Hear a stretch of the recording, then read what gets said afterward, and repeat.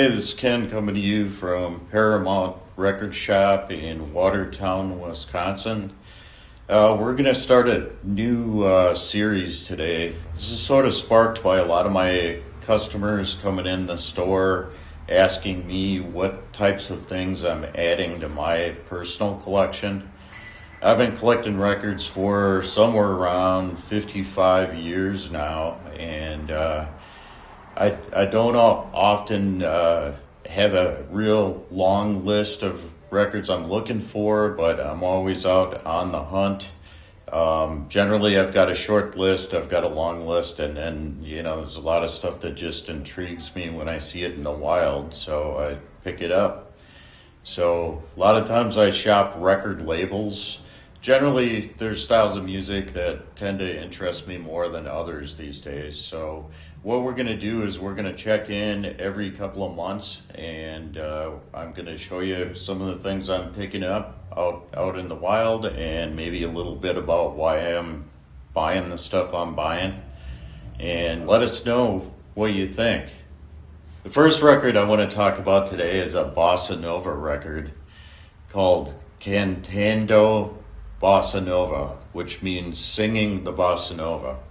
And this generally wouldn't be a record that I would be all that interested in, and actually ran across it in an antique shop for $1. But what I noticed when I looked at the back cover is it's actually got some heavyweight jazz players on it. And my favorite guitarist, Jim Hall, is all over this record. And also the saxophonist, Zoot Sims. So I grabbed this because I figured, if those guys are on it, it's got to be at least worth a listen. But it turned out that Jim Hall is really stretching on this record. And there's some great jazz accompaniment. Viva Lasco is actually a really cool, smoky, old school jazz singer. And she does a great job interpreting these songs. And of course, with the level of accompaniment she's got, I gotta say, I've got a ton of Jim Hall records, and he really stretches out on this one. So this came out in 1961. It's on Colpix Records, and Viva Lasco, Cantando Bossa Nova.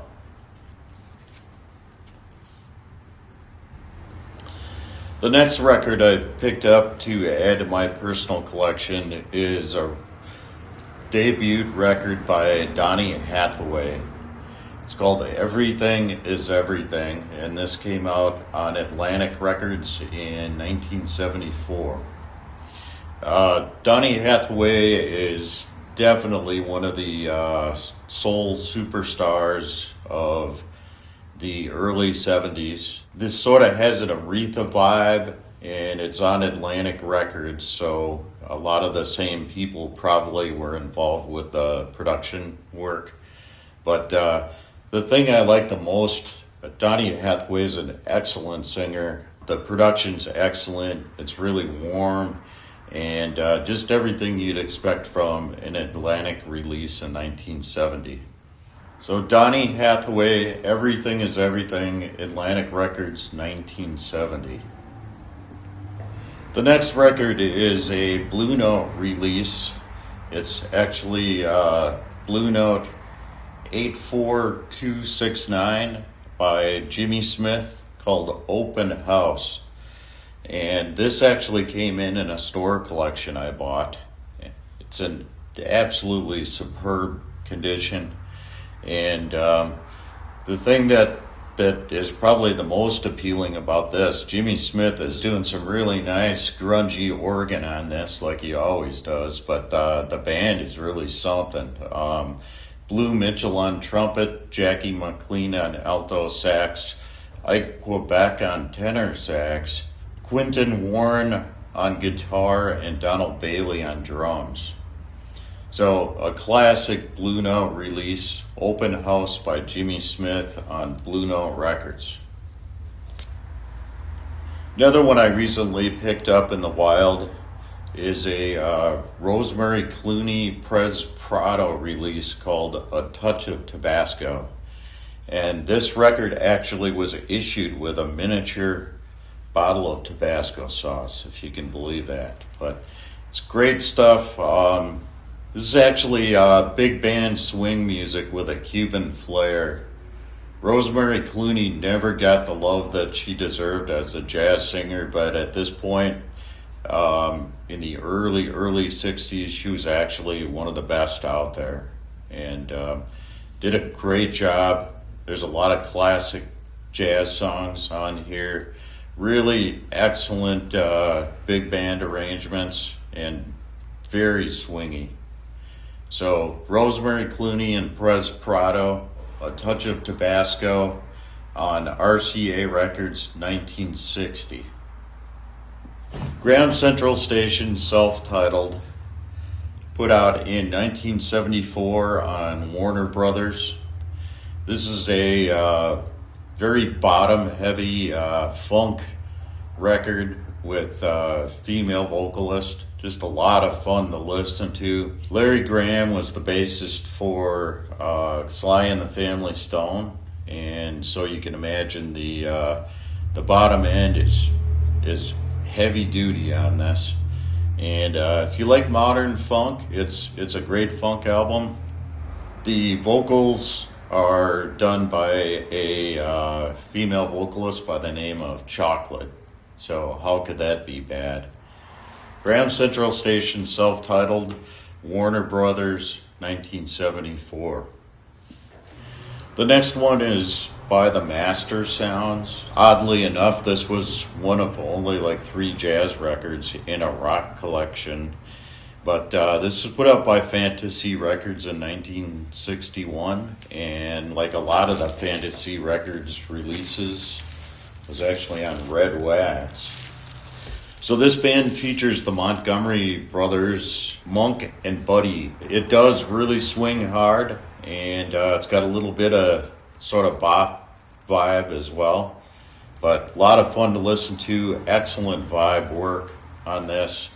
So the Master Sounds, swinging with the Master Sounds, Fantasy Records, 1961.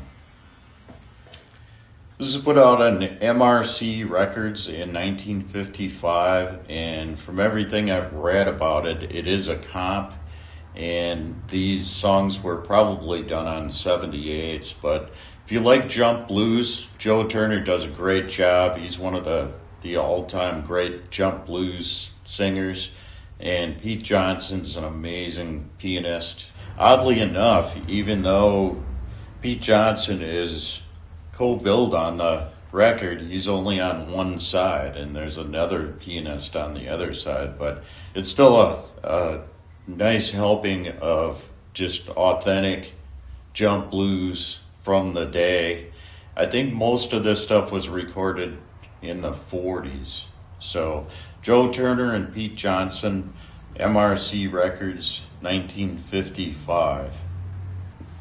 So I just recently picked this up in the wild. I didn't have an original copy of this, and I'm a huge Steve Earle fan. So Steve Earle, Copperhead Road, great classic record. One of the probably first Americana records to come out, and this actually features the Celtic group the Pogues, and it does have a little bit of Celtic overtone, but classic Steve Earle. Great songwriting, excellent vocals, and just a killer band. So this came out on Uni Records in 1988. So Steve Earle, Copperhead Road, Uni, 1988. So the last record I want to talk about is a soundtrack. Recently someone walked in with all of the James Bond soundtracks, and they're all in really great shape. So I grabbed this one. This is the very first James Bond film called Dr. No. Came out in 1963. This pressing is on United Artists, and it's probably a later 60s pressing, but really cool soundtrack. It's got a lot of Caribbean flavored music on it. just a lot of fun. I'm not a soundtrack guy, but every once in a while one of these comes along that I just can't resist. So the first James Bond soundtrack, called Dr. No, came out on United Artists Records in 1963. So I hope you enjoyed this first episode of Vinyl Treasures. I think it's always kind of interesting to get inside the head of somebody like me that's been collecting for a long time. And as I said earlier, I don't often know what I'm going to buy, and I don't know what I'm going to be intrigued by as far as records. I've always got a short list, I've always got a long list, but a lot of times it's just stuff that looks interesting that I pick up on a whim. So a lot of this stuff that you saw today is kind of characteristic of stuff that interests me, and there's a lot of stuff that I buy that I end up getting rid of. So I'm just going to show you guys the stuff I really like, and everything I showed you today I thought was a lot of fun to listen to and I really love. So stop in the store when you get a chance. We're always getting collections in, and hope to see all of you soon.